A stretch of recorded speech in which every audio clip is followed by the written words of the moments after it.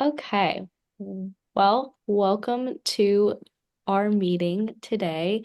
We are going to talk about One Vine and our um, goals for this upcoming week. So let's see. So here is the agenda. We're going to start with introductions, and the purpose of this meeting is to go over our scoreboard, our lead and lag measures, and also the roles and responsibilities, and our wildly important goal, and our whirlwind and how we're going to combat that and what our future assignments and commitments are, and then we will close. Any questions? No? Nope. Okay, great.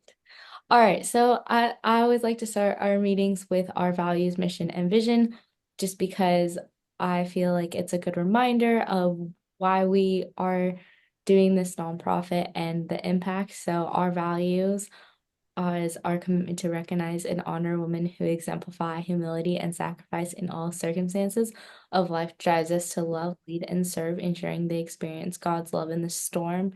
And that's really important because as we work with stakeholders and with each other, our priority is to show God's love first and foremost, and everything else will flow from that. And our mission is to honor the roots of today by providing financial assistance, and we will do that by partnering with nonprofits and churches. And our vision is to empower and uplift women in need, leading with grace and trust in every interaction, because what they're going through is um, can be very traumatic. So we want to start with grace, and we want to provide an environment of trust as well to build that vulnerability, build that space where they can be vulnerable. Any questions or comments? Is this on your website? Yes, it is on the website. Okay, good. Okay, great. All right. Roles and responsibilities. So, as president, it is my responsibility to generally supervise and make sure that the communication is clear and we are going in the right direction to meet our wildly important goal for the week, for the month, for the quarter, for the year, and um, also be um, and also make sure that we're staying on track and making sure all our tasks are being met.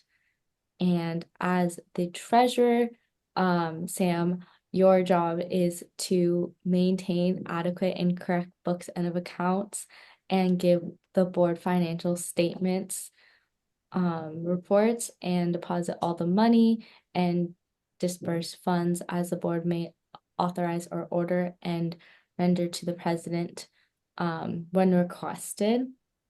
And Tammy, your job as secretary is to keep a complete record of boarding proceedings and keep a copy of the articles and bylaws to date and make sure that everything is up to date and everyone is being properly noticed of any changes that might occur. Do you guys have any questions about your roles and responsibilities?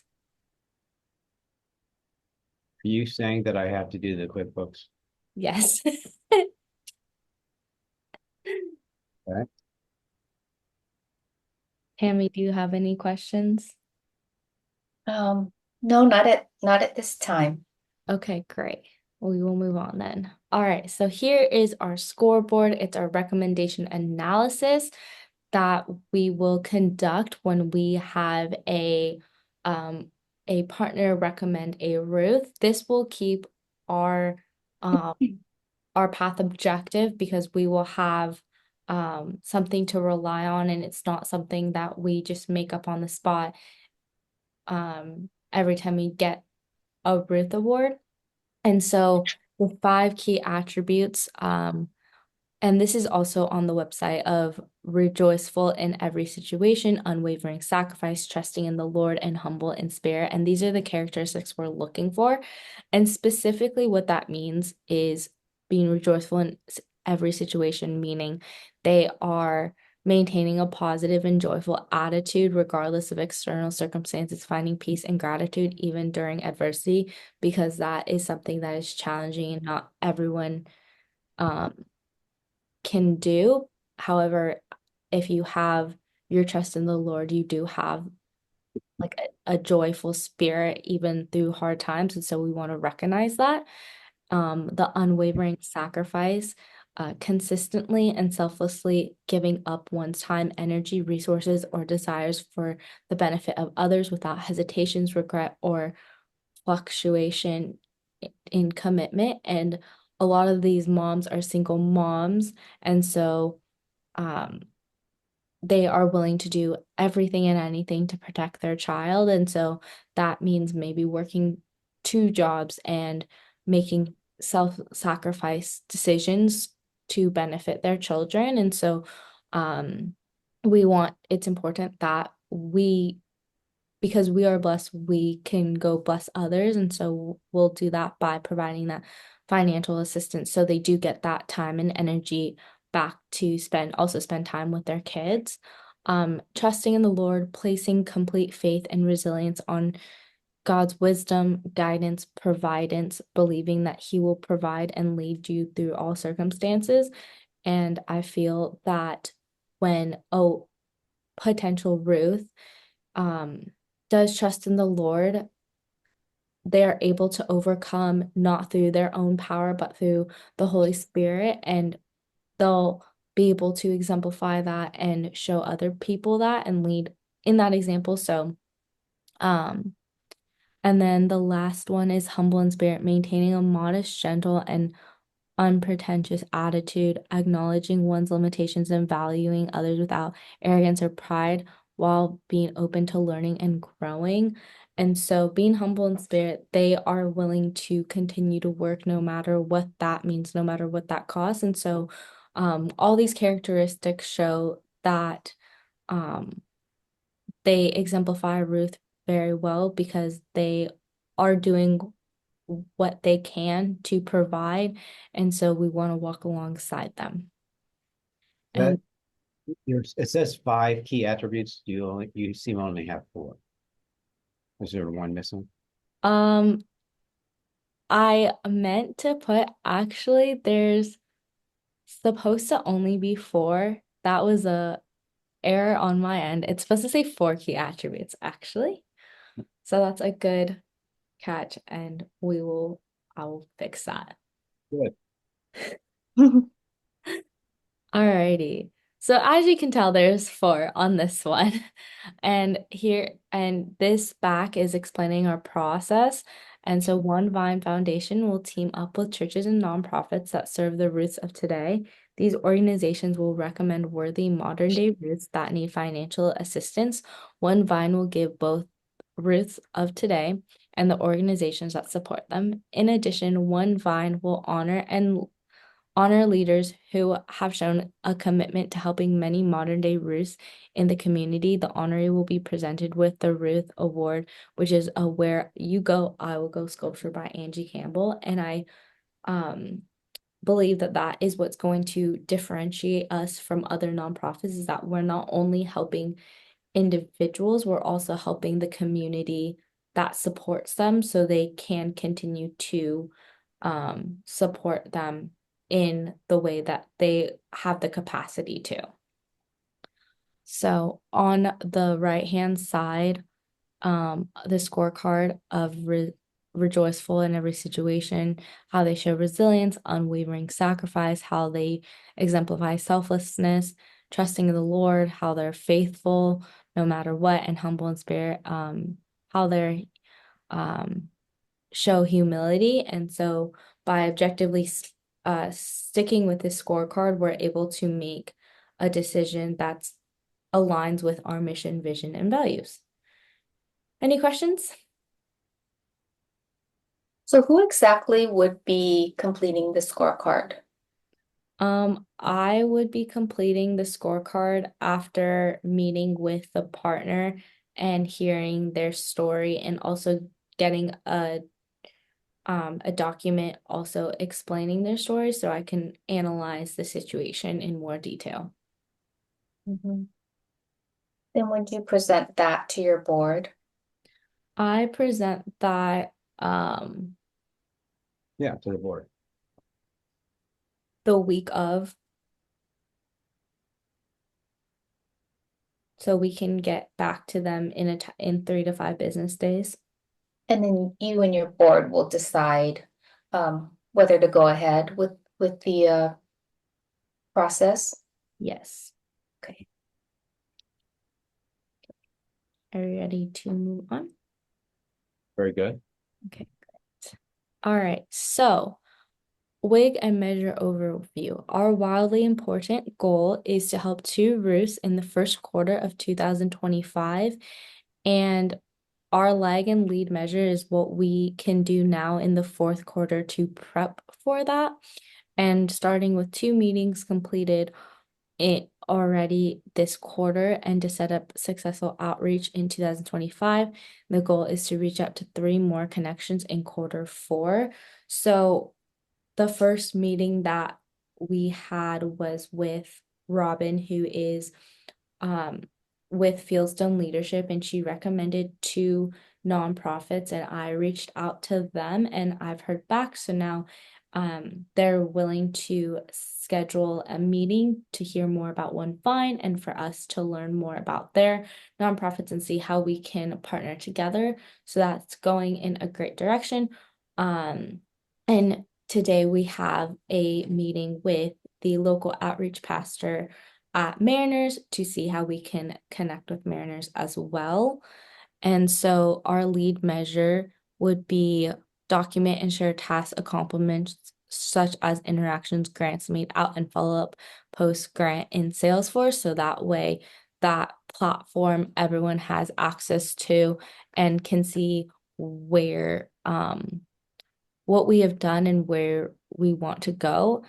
Schedule 3 introductory meetings, which I've kind of talked about. Schedule once a month check-ins with partner to receive updates on routes. So once we get once it does go through, I am committed to doing once a month check-ins to kind of cultivate that relationship and also make sure to make it as personal as I can so they know that it wasn't just transactional, because that is another one of our goals, is to make sure that it's very personal and they know that we care beyond just giving a grant. Send out an email in January and March to the board of directors meeting that will take place in quarter two to go over quarter one. So I do have the date for that. So that is a Monday, April 21st. And that'll give time for everything to kind of be compiled and the any numbers that need to come in that will be presented at the toward the end of April. What you usually do on the agenda is the very last thing is next board meeting, next date.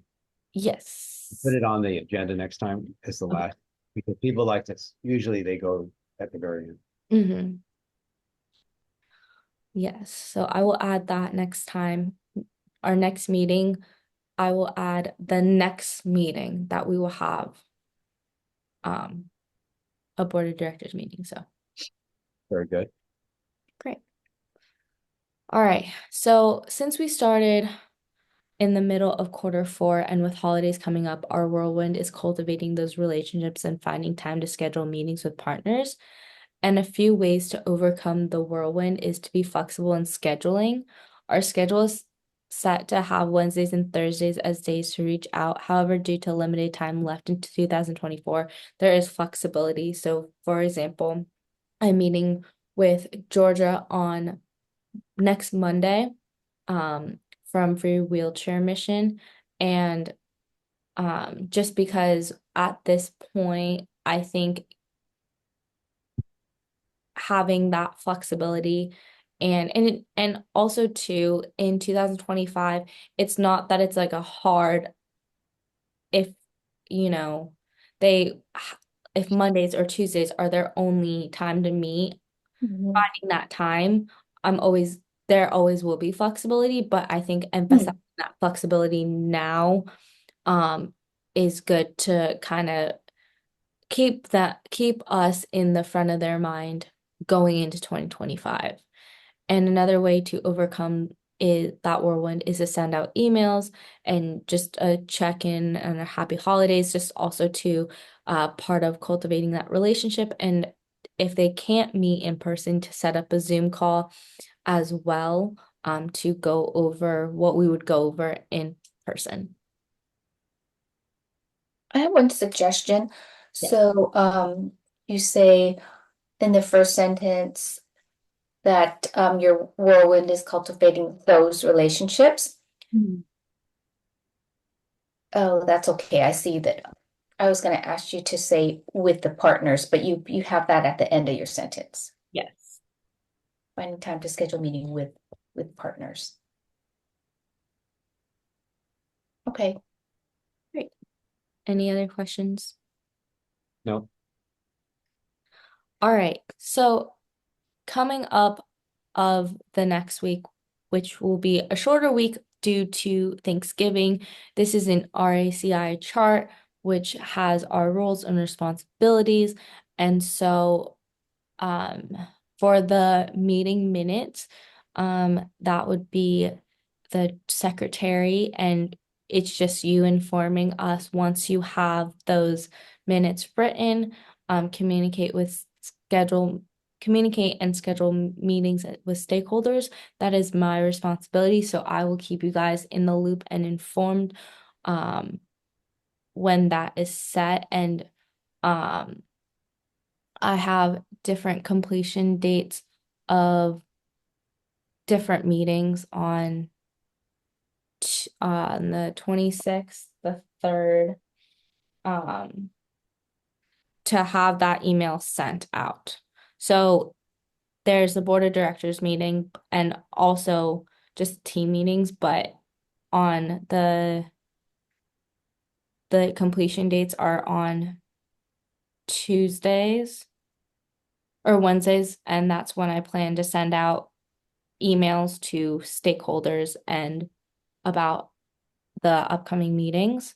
Email summary of meeting, that would be the secretary, review financial report, that would be the treasurer, and schedule next meeting, which would be me. And I do have that on the calendar, so I will send that email out. And the completion of the wildly important goal. I put that as the end of the first quarter, with the last day of the first quarter, which is March 31st, 2025. Any questions?